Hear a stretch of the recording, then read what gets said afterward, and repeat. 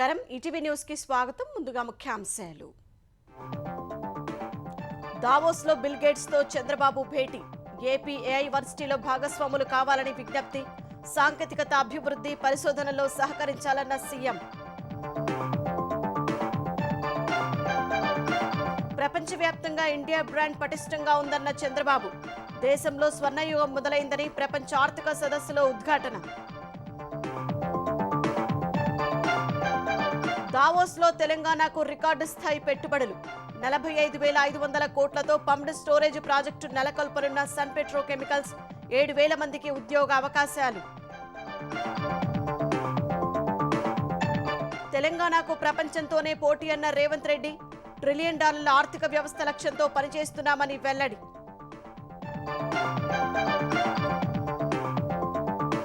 కొత్త రేషన్ కార్డులపై విపక్షాల అసత్య ప్రచారం తిప్పికొట్టాలన్న ఉత్తమ్.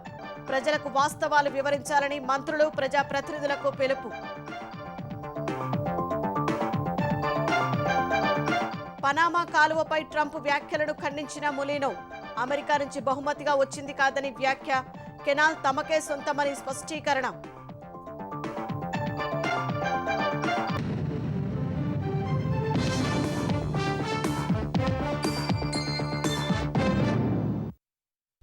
ఆంధ్రప్రదేశ్లో ఏర్పాటు చేయనున్న కృత్రిమ మేధ విశ్వవిద్యాలయం కోసం నియమించిన సలహా మండలిలో భాగస్వాములు కావాలని మైక్రోసాఫ్ట్ వ్యవస్థాపకుడు బిల్ మిలిందా గేట్స్ ఫౌండేషన్ స్థాపకుడు బిల్ గేట్స్ ను సీఎం చంద్రబాబు ఆహ్వానించారు. సాంకేతిక పరిజ్ఞానం, విద్యలో ప్రపంచ పురోగతికి అనుగుణంగా ఏఐ పరిశోధన, అభివృద్ధిలో రాష్ట్రాన్ని అగ్రగామిగా నిలపడమే తమ ప్రధాన లక్ష్యమని సీఎం ఆయనతో చెప్పారు. రాష్ట్రంలో centre of excellence for health innovation and diagnostics ను ఏర్పాటు చేయాలని సీఎం ప్రతిపాదించారు. దావోస్ లో జరుగుతున్న ప్రపంచ దేశాల ఆర్థిక సదస్సు 3వ రోజున బిల్ గేట్స్ తో సీఎం చంద్రబాబు సమావేశమై పలు అంశాలపై చర్చించారు. బిల్ మిలిందా గేట్స్ ఫౌండేషన్ అమలు చేస్తున్న హెల్త్ డాష్ బోర్డులు, సామాజిక కార్యక్రమాల్ని ఏపీలోనూ నిర్వహించాలని కోరారు. ఆరోగ్యం, విద్యా రంగాల్లో ఆవిష్కరణలకు రాష్ట్రాన్ని గ్లోబల్ హబ్ గా మార్చేందుకు సహకారం అందించాలని బిల్ గేట్స్ ను కోరారు. ఆర్టిఫిషియల్ ఇంటెలిజెన్స్ ఇన్నోవేషన్ పై పరస్పర సహకారానికి ఉన్న అవకాశాలపై చర్చించారు. రాష్ట్ర పురోగతిలో BMGF భాగస్వామి కావాలని అడిగారు. చాలా కాలం తర్వాత బిల్ గేట్స్ ను కలుసుకోవడం సంతోషాన్ని కలిగించిందన్నారు. సాంకేతికతను వినియోగించుకోవడం, ఆవిష్కరణలపై దృష్టి పెట్టడంలో గేట్స్ అందరికీ స్ఫూర్తిగా నిలిచారని ప్రశంసించారు. దక్షిణ భారతదేశంలో బిల్ మిలిందా గేట్స్ ఫౌండేషన్ కార్యకలాపాలకు ఏపీని గేట్వేగా నిలపాలని బిల్ గేట్స్ ను మంత్రి లోకేష్ కోరారు. సీఎం చంద్రబాబుతో కలిసి లోకేష్ బిల్ గేట్స్ తో భేటీ అయ్యారు. ఆర్థిక సదస్సులో భాగంగా విజనరీ లీడర్ చంద్రబాబును మళ్లీ కలవడం ఆనందం కలిగించిందని, ఏపీ ప్రభుత్వ ప్రతిపాదనలపై సహచరులతో చర్చించి నిర్ణయం తీసుకుంటామని బిల్ గేట్స్ చెప్పారు.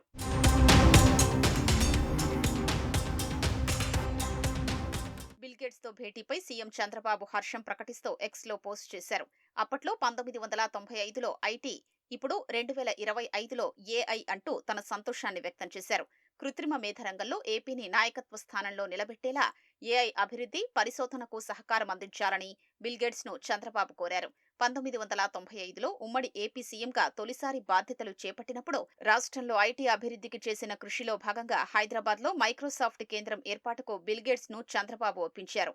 ఇప్పుడు ప్రపంచం మొత్తం కలవరిస్తున్న ఏఐ రంగంలో బిల్ గేట్స్ సహకారం కోసం విజ్ఞప్తి చేశారు. ఈ 2 అంశాల్ని చంద్రబాబు తన పోస్టులో ప్రస్తావించారు.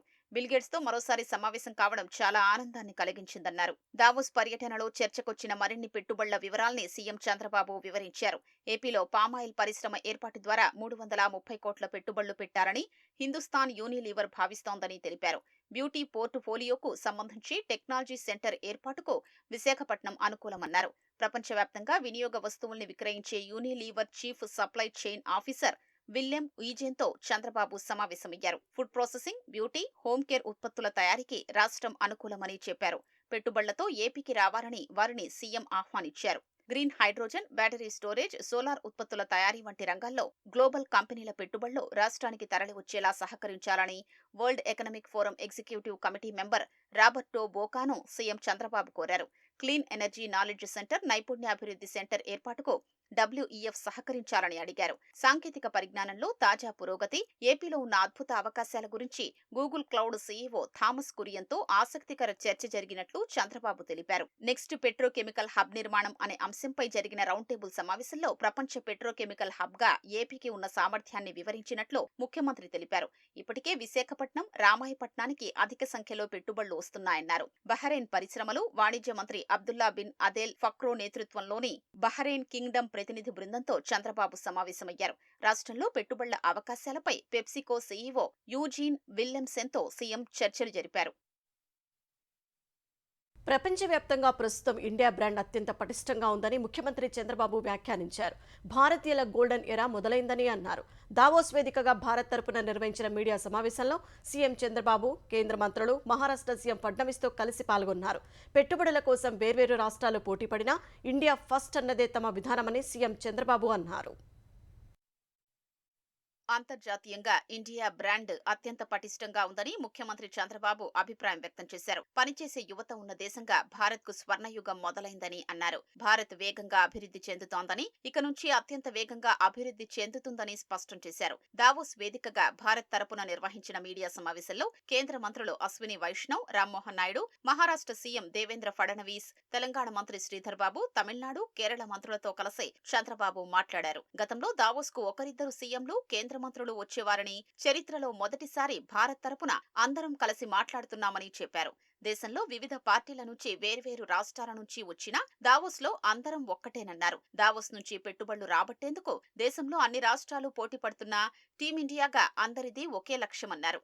భారత్ నుంచి దావోస్ సదస్సుకు హాజరవుతున్న వారిలో తానే సీనియర్నని సీఎం సరదాగా వ్యాఖ్యానించారు. గతంలో భారత్ కు చాలా తక్కువ గుర్తింపుండేదని, ఇప్పుడు భారత్ కు మంచి గుర్తింపు వచ్చిందన్నారు. ప్రపంచంలో ఇప్పుడు ఇండియా అన్స్టాపబుల్ అని అన్నారు.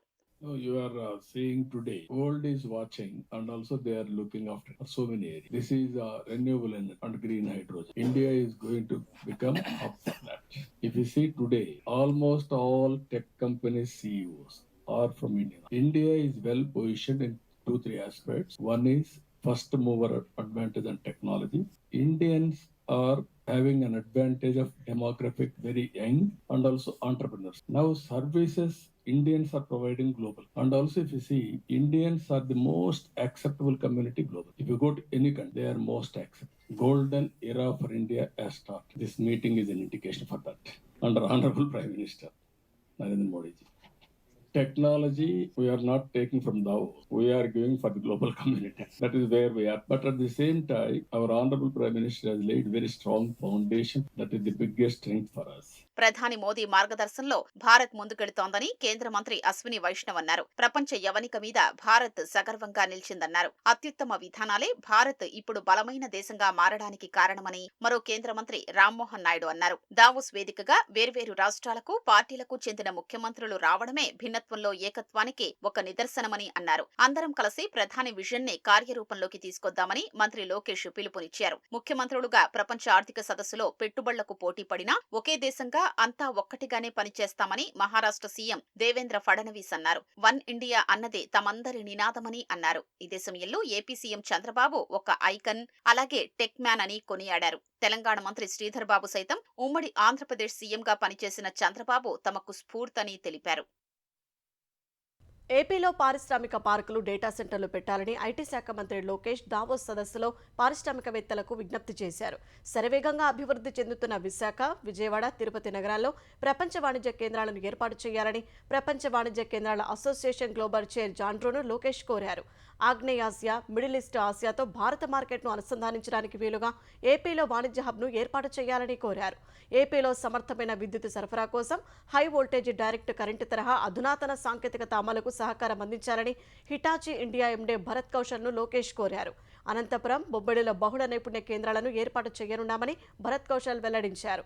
డ్రోన్ల వినియోగం పెరుగుతున్న నేపథ్యంలో ఏపీలో డ్రోన్ల ద్వారా మందుల సరఫరా సేవలు ప్రారంభించాలని వరల్డ్ ఎకనామిక్ ఫోరం ఆరోగ్య సంరక్షణ హెడ్ శ్యామ్ బిషన్ను లోకేష్ కోరారు. Air India MD CEO Campbell విల్సన్తో భేటీ అయిన లోకేష్ సిఆర్డీఏ పరిధిలో దుబాయ్ తరహాలో 3,000 నుంచి 5,000 ఎకరాల్లో అంతర్జాతీయ విమానాశ్రయం ఏర్పాటు చేయాలన్నారు. ప్రపంచ ఆర్థిక ఫోరం సదస్సు వేదికగా తెలంగాణకు పెట్టుబడుల ప్రవాహం కొనసాగుతోంది. గత దావోస్ పర్యటనలో వచ్చిన పెట్టుబడులను అధిగమించి సుమారు 62,000 కోట్ల రూపాయల ఒప్పందాలు జరిగాయి. నేడు మరిన్ని ఎంఓయూలు జరగనున్నాయి. నిన్న సన్ పెట్రో కెమికల్స్, జేఎస్డబ్ల్యూ కంపెనీలు కీలక ప్రాజెక్టులు పెట్టేందుకు ముందుకు వచ్చాయి. Control yes data centres limited సంస్థ 10,000 కోట్ల పెట్టుబడితో ఏఐ డేటా సెంటర్ క్లస్టర్ను నెలకొల్పేందుకు ముందుకు రాగా, హైటెక్ సిటీలో 3.20 లక్షల చదరపడుగుల విస్తీర్ణంలో హెచ్సిఎల్ టెక్ ఏర్పాటు చేసేందుకు ఎంఓయూ చేసుకుంది. సీఎం రేవంత్ రెడ్డి బృందం 4 రోజుల దావోస్ పర్యటన నేటితో ముగియనుంది. దావోస్లో జరుగుతున్న ప్రపంచ ఆర్థిక వేదిక సదస్సులో తెలంగాణకు భారీగా పెట్టుబడులొస్తున్నాయి. గతేడాది సుమారు 40,000 కోట్ల రూపాయల పెట్టుబడులు రాగా ఈసారి ఇప్పటికే సుమారు 62,000 కోట్ల వరకు వచ్చాయి. నిన్న రికార్డు స్థాయి పెట్టుబడులకు సంబంధించిన ఒప్పందాలు జరిగాయి. సన్ పెట్రో కెమికల్స్ కంపెనీ తెలంగాణలో 45,500 కోట్ల రూపాయల పెట్టుబడి పెట్టేందుకు ఎంఓయూ చేసుకుంది. రాష్ట్రంలో భారీ పంపుడు స్టోరేజీ, జల విద్యుత్తు, సోలార్ విద్యుత్ ప్రాజెక్టులను ఏర్పాటు చేయనున్నట్లు సన్ పెట్రో కెమికల్స్ ప్రకటించింది. నాగర్ కర్నూలు, మంచిర్యాల, ములుగు జిల్లాల్లో 3 చోట్ల 3,400 మెగావాట్ల పంపుడు స్టోరేజీ, హైడ్రో పవర్ ప్రాజెక్టులను నెలకొల్పనుంది. వీటికి 5,440 మెగావాట్ల సోలార్ విద్యుత్ ప్లాంట్లను అనుసంధానం చేస్తుంది. ఈ ప్రాజెక్టుల నిర్మాణ దశలోనే సుమారు 7,000 ఉద్యోగాలు లభిస్తాయని ప్రభుత్వం తెలిపింది. ఇప్పటి వరకు దావోస్ వేదికపై తెలంగాణ ప్రభుత్వం చేసుకున్న భారీ ఒప్పందం ఇదే. Sun Petrochemicals MD Dilip సాంఘ్వీతో సీఎం రేవంత్ రెడ్డి, మంత్రి శ్రీధర్ బాబు చర్చలు జరిపిన అనంతరం ఎంఓయూ జరిగింది. సుస్థిర ఇంధన వృద్ధి సాధించే లక్ష్య సాధనలో ఈ ఒప్పందం మైలురాయిగా నిలుస్తుందని రేవంత్ రెడ్డి అన్నారు. భవిష్యత్తు ఇంధన అవసరాల దృష్ట్యా క్లీన్ అండ్ గ్రీన్ ఎనర్జీకి ప్రభుత్వం అత్యంత ప్రాధాన్యమిస్తుందని చెప్పారు. హరిత ఇంధన ఉత్పత్తిలో దేశంలోనే తెలంగాణను అగ్రగామిగా నిలబెట్టేందుకు ప్రయత్నిస్తున్నామన్నారు. సన్ పెట్రో కెమికల్స్ భాగస్వామ్యంతో భవిష్యత్తులో డిమాండ్కు అనుగుణంగా ఇంధన వనరులు సమకూరుతాయని సీఎం ఆశాభావం వ్యక్తం చేశారు. ఈ ఒప్పందంతో రాష్ట్రంలో యువతకు పెద్ద ఎత్తున ఉద్యోగాలతో పాటు నాగర్ కర్నూల్, మంచిర్యాల, ములుగు జిల్లాలు పారిశ్రామికంగా వృద్ధి చెందుతాయని అన్నారు. తాము చేపట్టబోయే ప్రాజెక్టు తెలంగాణలోనే కాకుండా దేశంలోనే అత్యంత ప్రభావవంతంగా ఉంటుందని Sun Petrochemicals managing director Dilip Sanghvi ధీమా వ్యక్తం చేశారు. జేఎస్డబ్ల్యూ కంపెనీ తెలంగాణలో 800 కోట్ల రూపాయలతో మానవరహిత ఏరియల్ సిస్టమ్స్ తయారీ కేంద్రం ఏర్పాటుకు ఒప్పందం చేసుకుంది. అమెరికాకు చెందిన డిఫెన్స్ టెక్నాలజీ సంస్థతో కలిసి యూనిట్ ఏర్పాటు చేసేలా జేఎస్డబ్ల్యూ యుఏవి సంస్థ ప్రభుత్వంతో ఒప్పందం చేసుకుంది. ఈ ప్రాజెక్టుతో సుమారు 200 మందికి ఉద్యోగాలు లభిస్తాయని ప్రభుత్వం తెలిపింది. రక్షణ రంగంలో అత్యాధునిక సాంకేతిక పరిజ్ఞానంతో పాటు రాష్ట్ర అభివృద్ధిలో ఈ ప్రాజెక్టు క్రియాశీలకంగా మారనుందని ప్రభుత్వం వెల్లడించింది.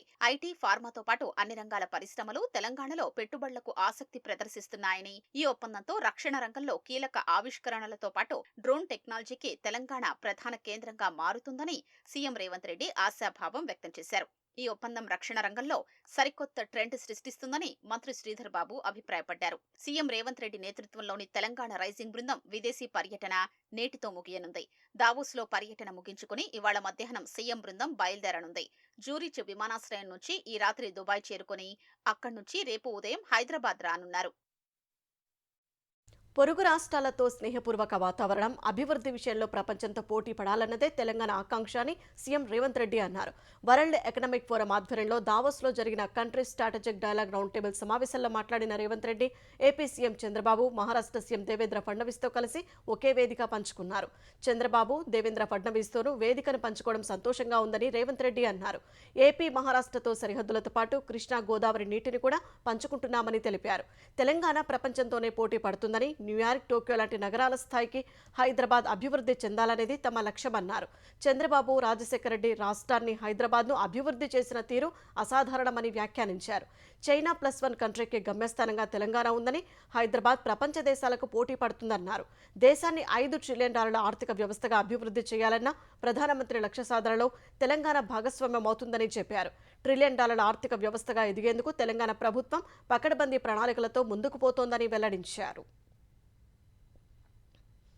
భూమిపై 1,00,000 కోట్ల మొక్కలు నాటే లక్ష్యంతో ట్రిలియన్ ట్రీ ఉద్యమంలో భాగమవుతారని సీఎం రేవంత్ రెడ్డి ప్రమాణం చేశారు. పర్యావరణాన్ని పరిరక్షిస్తూ భవిష్యత్ తరాల మనుగడను సురక్షితంగా మార్చే ప్రయత్నంలో పాలు పంచుకుంటారంటూ దావోస్లో సీఎం ప్రతిజ్ఞ చేశారు. ప్రపంచ ఆర్థిక వేదిక ఎగ్జిక్యూటివ్ కమిటీ సభ్యురాలు, నేచర్ పాజిటివ్ పిల్లర్ సహ వ్యవస్థాపకురాలు నికోల్ ష్వాబ్ తదితరులు తెలంగాణ పెవిలియన్లో సీఎం రేవంత్ రెడ్డి, మంత్రి శ్రీధర్ బాబును కలిసి పర్యావరణ ప్రమాణం చేయించారు. రాష్ట్రంలో పచ్చదనం పెంపు, పర్యావరణ పరిరక్షణ, నెట్ జీరో విధానాల అమలుకు ప్రభుత్వ చర్యలను సీఎం రేవంత్ రెడ్డి వారికి వివరించారు.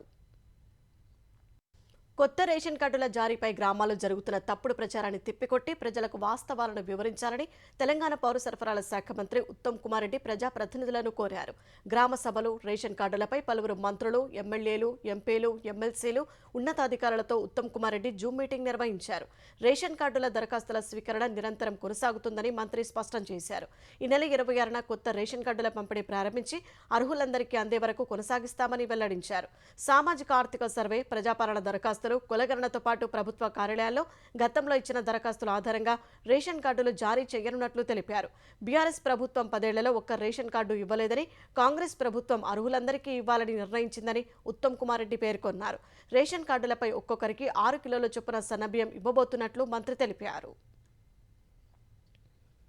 డిండి ఎత్తిపోతల పథకం పనుల వేగవంతంపై దృష్టి సారించిన తెలంగాణ ప్రభుత్వం సంబంధిత పనులకు పరిపాలనా అనుమతులు మంజూరు చేసింది.